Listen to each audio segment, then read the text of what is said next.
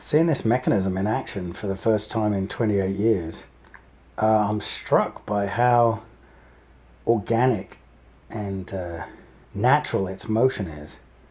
The way that I approached it was looking at other kinds of tail mechanisms I had seen and pivoted mechanisms that were supposed to look kind of organic.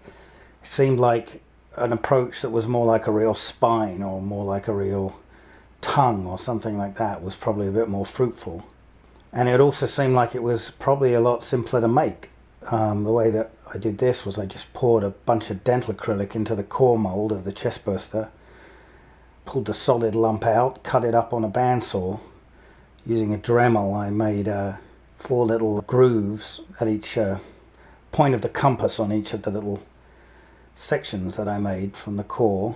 So I had a bunch of discs like a spine, and each one had a little groove at each point of the compass. And I set into that Teflon tubing, and then down the center as a sort of as a spinal column I used just a piece of cable housing.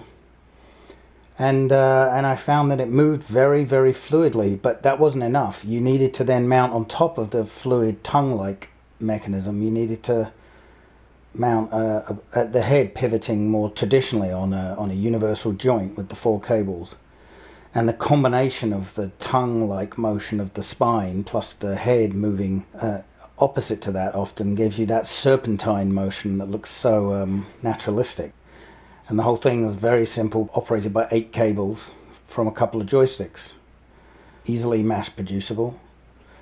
And then the arms, you know, I gotta say, I'm kind of amazed at how much emotion comes out of those little arms. They were so small on the sculpture, there was no real chance of making a tiny little mechanism. You'd have to get into watchmaking to be that size. So I just thought, you know what, I'll pull them with one tiny little cable just to give them some motion. But looking at it now, it doesn't just move, it has a real character and a real emotional component. The whole thing ended up being kind of notable because it's so simple.